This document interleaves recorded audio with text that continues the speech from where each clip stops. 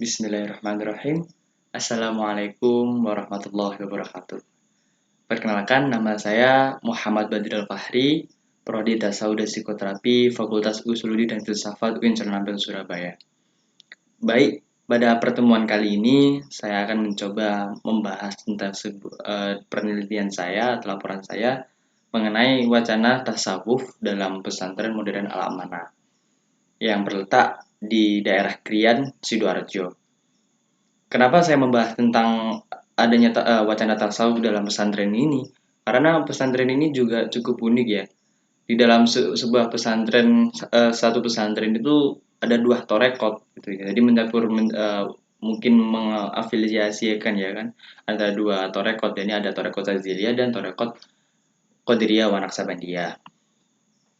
Baik, sebelum kita lanjut ke dalam sebuah pembahasan tentang tasawuf ya, kita kan sudah mengenal nih namanya tasawuf, dan kata-kata tasawuf dan tarekat itu sudah tidak asing lagi pada telinga-telinga kita.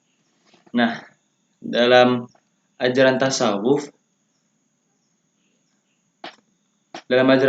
itu diterangkan bahwa syariat itu ya hanya sebuah peraturan belaka, dan tarekatlah yang merupakan bentuk perbuatan atau tingkah lakunya, tindakannya untuk melaksanakan syariat itu. Dan apabila syariat dan tarekat sudah dapat dikuasai nih, maka lahirlah hakikat yang tidak lain daripada perbaikan keadaan atau ahwal. Sedangkan tujuan yang terakhir ialah ma'rifat, atau yaitu mengenal dan mencintai Tuhan dengan sebaik-baiknya. Kita sering mendengar lah namanya ajaran tasawuf. Itu apa sih tasawuf? Sering diomongkan juga tasawuf itu adalah ilmu Tuhan ya. Ya emang benar, namanya ilmu Tuhan. Tapi yang dimaksud adalah kita mengenal lebih baik dengan Tuhan itu dengan sebaik-baiknya, dan tidak ada penyangkal atau yang ya banyak omongannya tasawuf itu ilmu sesat dan sebagainya. Mereka hanya mengetahui dari belaka, tidak mengetahui secara hakikatnya tasawuf seperti apa, dan sering disalahgunakan ya namanya dengan namanya ajaran tasawuf itu sendiri. Oke. Nah, next ini orang Islam yang tidak paham akan tentang ilmu tasawuf selalu mempertanyakan, ada pula ilmu toreko, dan apakah tidak cukup sih ilmu fikih itu aja gitu loh. Karena ya orang yang bertanya demikian itu juga sebenarnya sudah melakukan ilmu toreko ya kan. Karena di saat gurunya mengajarkan ilmu fikih kepadanya, misalnya ya nih sholat atau cara beribadat dan sebagainya yang dilakukan dalam untuk menyembah Allah atau Tuhannya, itu ya juga semuanya itu dinamakan dengan torekot gitu loh. Karena bentuknya itu ya mengenal Tuhan dengan sebaik-baiknya dan sebenar-benarnya. Dan itu juga disebut dengan makrifat. Nah, maka itu orang-orang awam ya juga ya mempertanyakan, kenapa sih adanya ilmu tasawuf? Kan lebih familiar lah ya kan namanya ilmu fikih atau ilmu yang umumnya daripada ilmu tasawuf. Bahkan kalau kita ngomong kepada orang-orang yang umum atau orang-orang yang awam yang tidak mengenal begitu lebih dalam dengan tasawuf, dia akan bertanya, apa sih itu tasawuf? Terus setelah kita jelaskan, pasti mereka ngomong, tasawuf kan udah gitu-gitu aja gitu. Ya emang ya seperti itu. Karena kan tasawuf itu induknya kan awal dari sebuah ilmu-ilmu dan sebagainya gitu. Nah, tahapannya, proses-prosesnya itu apa? Nah, bukan proses ya, atau kita lebih jelasnya itu maksudnya itu tasawuf pertama ada di dalam pesantren. Nah, dalam pesantren itu pasti ada sebuahnya torekot, dan dalam torekot pasti adanya sebuah tasawuf, dan itulah yang dinamakan sebuah pengetahuan tentang keislaman. Maka dari itu pesantren ya, pesantren pada zaman dahulu pun juga merupakan sebuah sekolah yang berbasis keislaman yang paling dituju ya dari untuk basic Islam ya. Karena ya lebih apa ya, sekolah umum itu lebih dikesampingkan dan lebih fokus kepada sekolah pesantren dan pondok pesantren sebagainya seperti itu. Dan next ada nih. Nah, pondok pesantren menurut istilah dalam etimologi pesantren berasal dari kata santri dengan awalan pe dan akhiran an, yang berarti tempat tinggal santri. Dan banyak pendapat tentang makna arti dari pesantren itu sendiri. Tapi pada intinya pesantren itu adalah tempat santri, tempat tinggal santri, tempat santri belajar, tempat santri menimba ilmu dan sebagainya. Seperti itu dan penjelasan-penjelasan lainnya. Dalam kepesantrenan pelajaran cukup mencakup berbagai bidang tentang pengetahuan Islam. Pesantren mempunyai arti tempat yang berkumpul, dan sedangkan pondok itu berarti rumah atau tempat tinggal sederhana yang terbuat dari bambu. Begitu. Jadi pada intinya pondok pesantren adalah sebuah tempat tinggal bagi santri atau siswa, nama Islamnya santri, untuk menimba ilmu. Nah, seperti itu.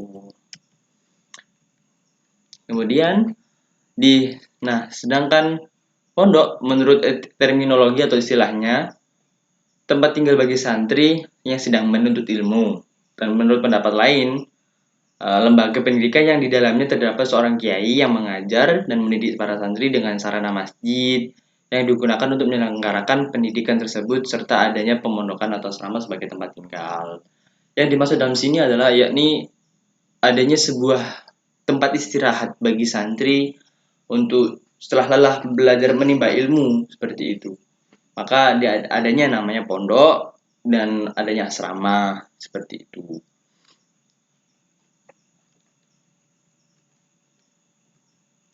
Nah, dalam pesantren modern Alamana itu cukup unik ya, dibilang kenapa? Karena pada saat itu dalam pesantren itu sang kiai pun bertorekot Shaziliyah dan mantunya itu bertorekot Qadiriyah wa Naqsabandiyah. Ya, tidak saling bertabrakan tapi saling melengkapi satu sama lain dengan cara zikirnya sendiri-sendiri dan lebih untuk ya intinya kan sama-sama memuji Tuhan, mengenal Tuhan dengan sebaik-baiknya dan sebenar-benarnya tanpa ada penyangkal yang lain, seperti itu. Nah, interaksi yang dalam pesantren modern Alamana yang pada umumnya itu juga ada interaksi sosial yang di dalam pesantren itu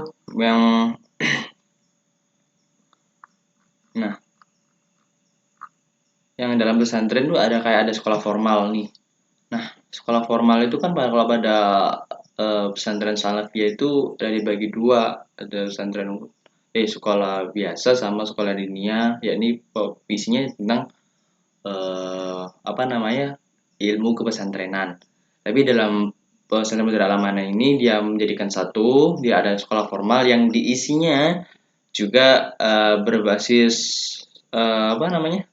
pesantren yang dijadikan satu. Seperti adanya beberapa pelajaran kitab-kitab yang di sekolah formal itu. Dan kemudian ada tuh bersih-bersih atau ro'an.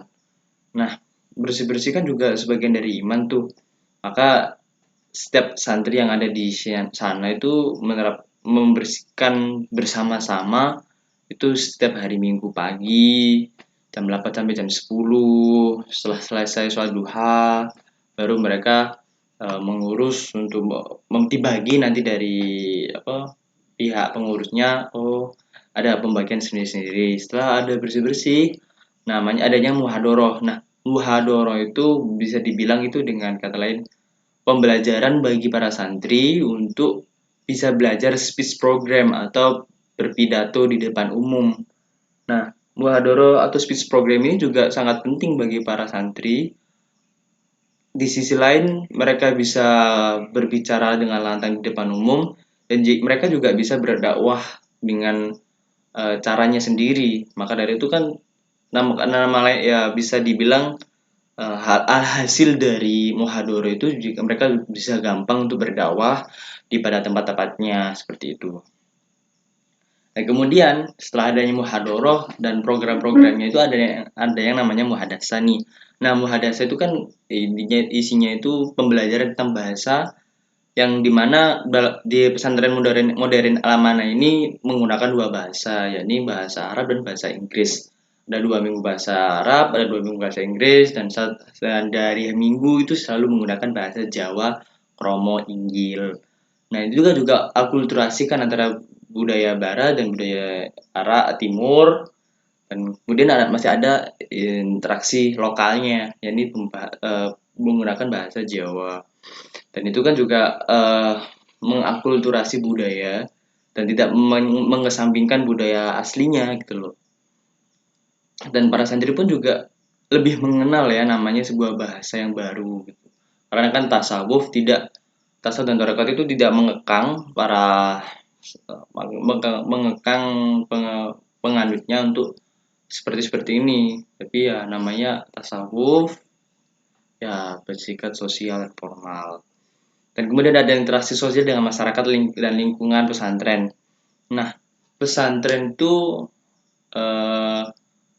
kan harusnya itu bermanfaat nih bagi masyarakat sekitar dan memberikan manfaat dan dampak yang positif lah untuk masyarakat. Dan begitu pula dengan tasawuf. Tasawuf itu juga harusnya memberikan positif bagi para pengikut, para penganutnya, dan tidak mengarah ke hal-hal negatif seperti itu. Dan seperti banyak-banyak orang-orang yang sekarang tuh mereka menganut ke hal yang negatif tentang namanya tasawuf dan torekot. Nah, dalam pesantren modern Al-Amanah ini bentukan tasawufnya biasanya ada pengajian-pengajian. Nah, pengajian-pengajian ini juga bentukan tasawuf, dia bersosial dengan masyarakat sekitar.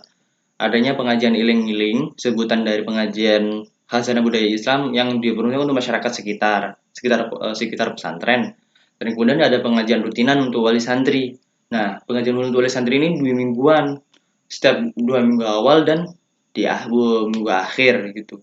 Nah, itu ya mereka pesantren itu tetap tetap mengajukan pengajian kita dan selalu membudidayakan pengajian kita untuk para wali santri, tidak hanya santrinya saja gitu, tapi juga berimbas kepada wali santri untuk lebih mengetahui kitab-kitab gitu. Dan kemudian ada yang ketiga, yaitu pengajian rutin alumni. Nah, alumni dan ada program di pesantren modern Al-Amanah ini tuh, yakni setiap alumni itu juga tetap melaksanakan pengajian rutin, yang dimana pengajian itu dilaksanakan oleh alumni itu sendiri gitu. Jadi dia tetap saling berkelanjutan dan tidak akan pernah putus seperti itu. Ya, itu yang Kiai Haji Nur Khalis Misbah itu tetap terapkan, tidak pernah memutus tali persaudaraan meskipun sudah lulus dari pesantren ini. Tetap menjadi santri dan santri seperti itu. Kemudian ada implikasi pola interaksi yang terjalin antara pesantren dan masyarakat. Dan implikasinya itu kan juga banyak untuk masyarakat sekitar ya.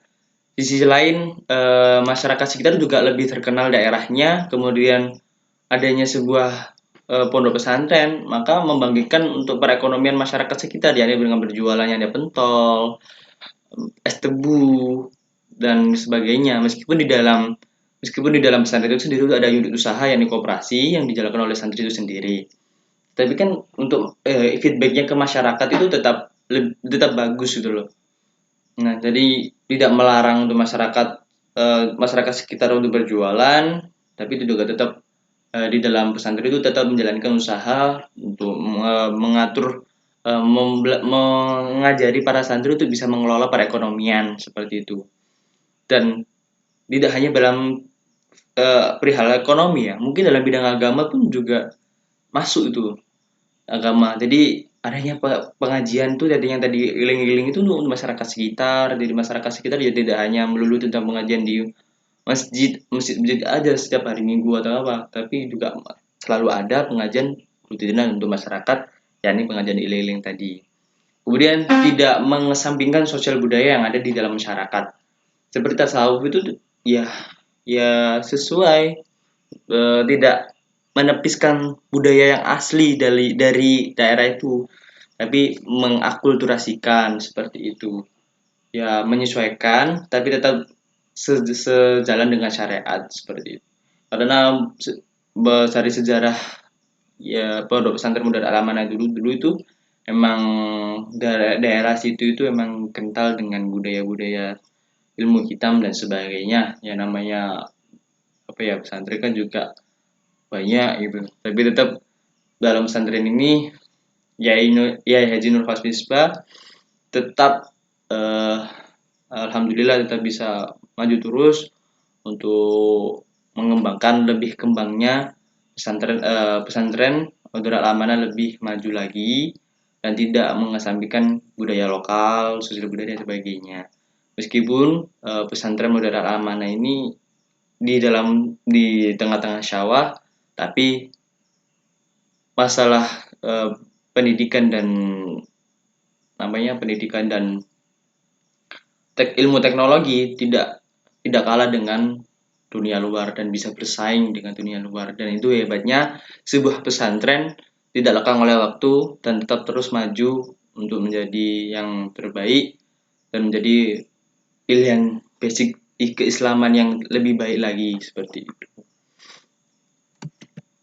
Eh, itu saja dari saya, sekian. Jika ada salah kata, saya mohon maaf yang sebesar-besarnya. Syukron. Assalamualaikum warahmatullahi wabarakatuh.